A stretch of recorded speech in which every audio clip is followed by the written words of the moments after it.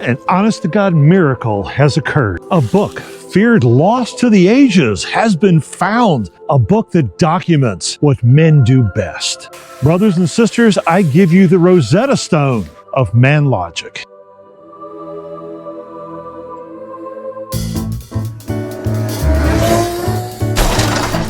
Welcome back, my fellow Barstool philosophers. Today, we are going to codify the secrets of our people, the 8 laws of man logic. Yeah, I know. It's not Spain. I don't quite have the money to go there yet, so this is what we got. Anyway, now these 8 laws, they are the holy laws. They are the holy laws written in barbecue smoke and sawdust, because as a man, you're bound by them. So raise a glass, my friends, for today we go not so silently into that dark night, into understanding why men do the things we do.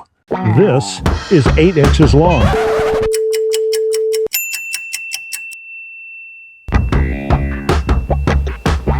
I know because I measured it myself using a highly reliable scientific device of known length. Men do not use tape measures. Not the ones that when you push the button either recoil and snap back at you like your evil ex-wife, nor the ones that get stuck out and won't come back like they're supposed to until you just throw it away in disgust.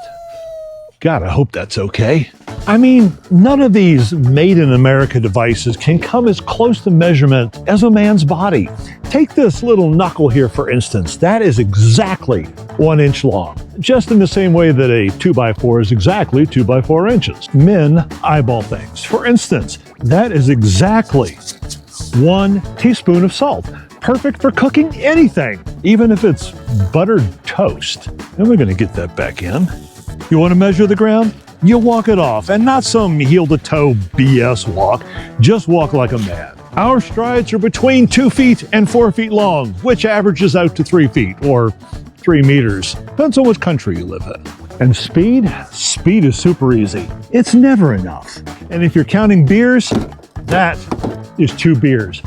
Always 2 beers. This is man law. Now, gentlemen and ladies, it's the simple truth that men are equipped with everything that we need to measure anything. Now, there are those with lathes and micrometers who probably will disagree, but in everyday life and in home construction, well, this is all you'll ever need.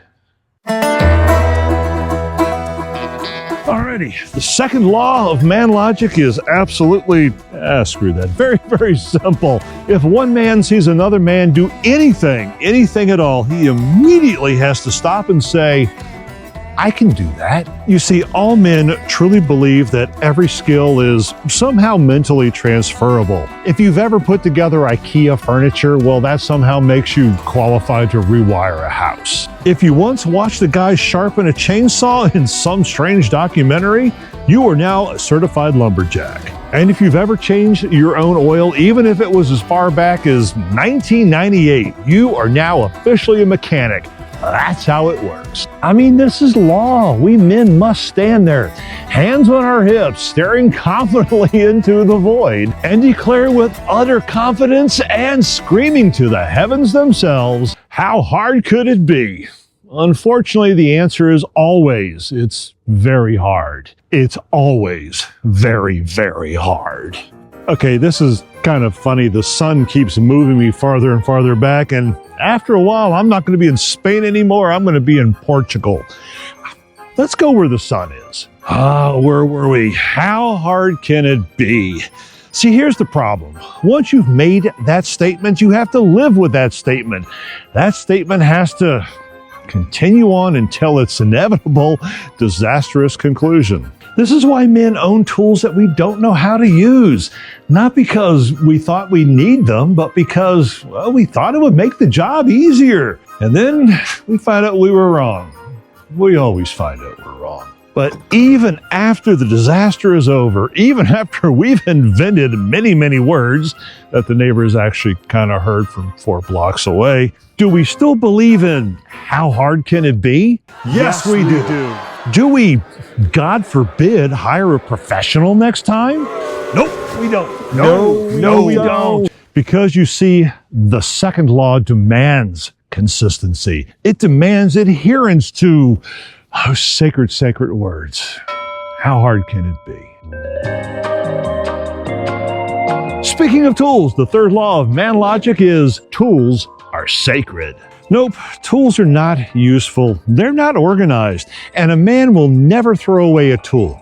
Ever. Not even if it's rusted solid. Not even if it's that POS tape measure that, well, we tried to throw away earlier. You saw how that turned out. Because you never know. You never know when you might need whatever the hell this thing is. Now, we don't keep tools because they work. We keep tools because they're tools. I mean, that's the only requirement. Men form emotional bonds with their tools. Take this thing, for instance. It's not meant to whatever it's meant to This is history. Now, I have no idea where I got this, but I do know it has survived at least half a dozen moves and is taking up valuable bus space, so therefore, it's important. Oh, and real men do not organize tools. We intend to. We talk about it. We even fantasize about it. But the minute we put something inside of a labeled drawer, we immediately forget about it. A tool is only truly alive when it is somewhere random, like under a pile of old extension cords or perhaps underneath the lawnmower. Now here's the simple, unvarnished truth. It doesn't matter how many objects of honor and loyalty that we have. It doesn't matter their true function. When it comes right down to it, we'll use anything to hammer in a nail. Let us now take a break from these holy words from this missing tome to bring you a message of hope. If you feel moved by the messages from this video, then you may now reach deep into your wallet and tithe into the basket called Patreon. Links are below. It helps keep our lights on. It helps keep our beverages full. And frankly, it motivates me to keep doing this weird stuff for you. So I appreciate it. Thanks. Again, links are below. Click somewhere, click often. Every penny helps. And now, back to those magical, mysterious words of man law. The fourth law of man logic is one that every man knows by heart. If your car starts making an unusual noise, you do not stop, you do not pull over, you certainly do not look under the hood. You turn the radio up. Now, this is not denial.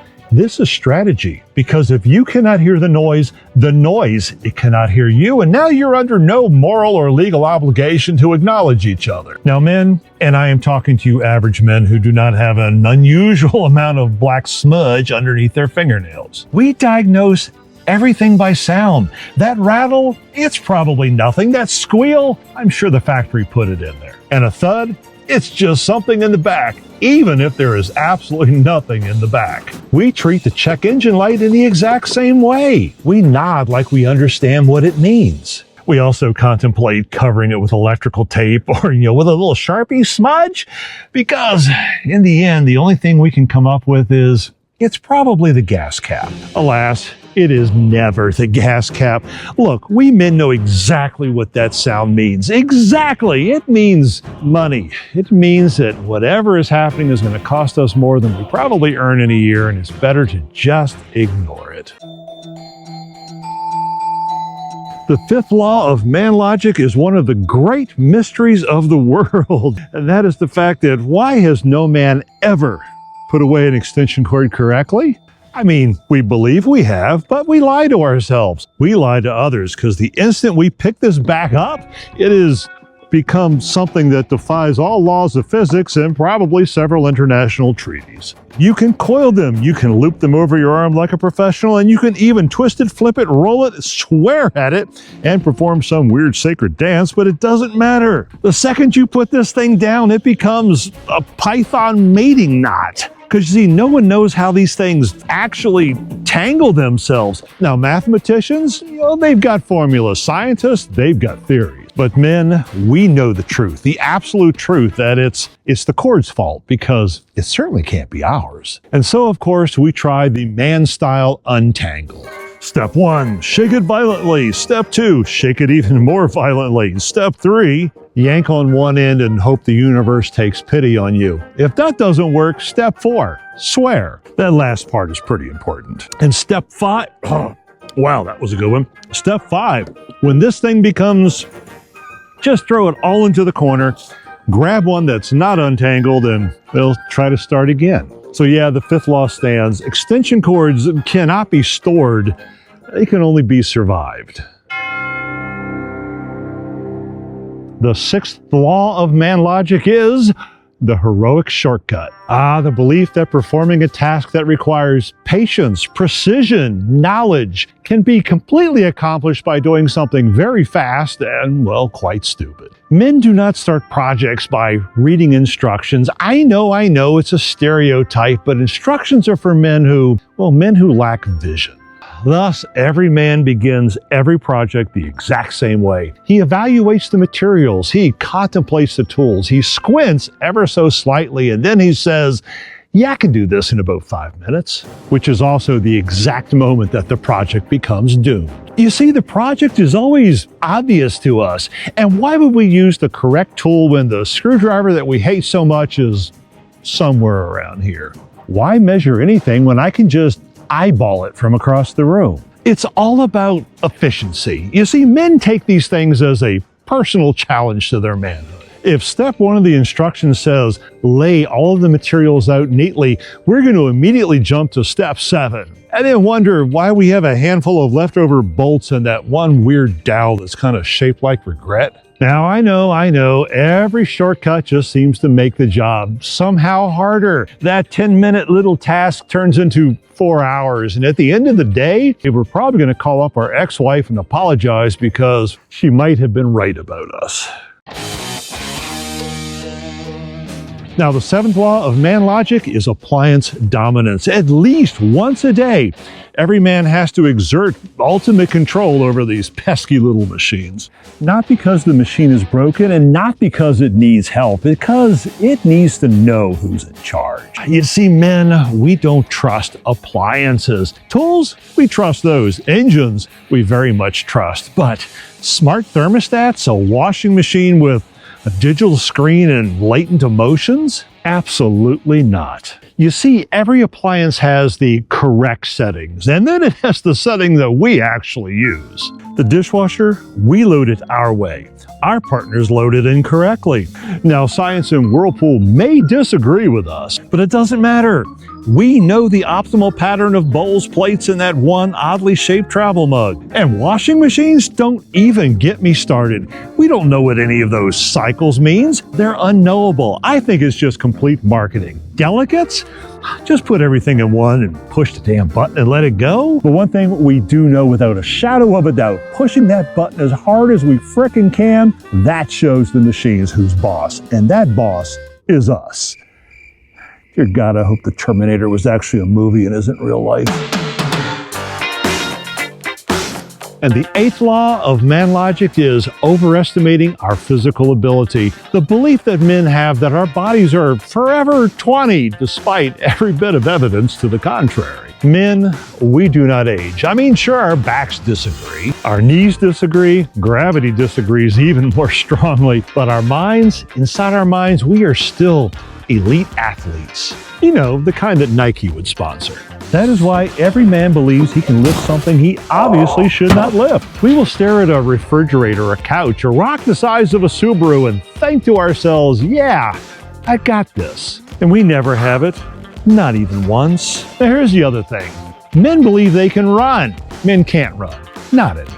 But every so often a man will see a ball rolling into the street or a dog running away or someone will shout, hey, go long, and we will just sprint. And by sprint, I mean we'll take 4 steps, stop, and regret every decision we have ever made in our adult life. And this is where that hamstring noise happens. You know the one. And then we pretend nothing happened. We'll stand there perfectly still. We'll pause. We'll say, yeah, I'm good. Men also believe we can jump. Again, we cannot. The last time we jumped was 3 years ago when something startled us. Now here's the real magic of this law. Men will not learn from it. Medical bills will not deter us. Pain? Pain builds character. And so once again, we will look at something large, heavy, unwieldy, and probably something that only a bulldozer could pick up, and we'll go, yeah, I can still do this. And the cycle will begin anew. And thus, my friends, the 8 laws of man logic have been revealed, not to burden you, not to overload you with responsibility, but to remind you that you are never ever truly alone in your irreversible decisions. Subscribe for more videos. Wait, this just in. Another set of man laws has been discovered, and it says, what?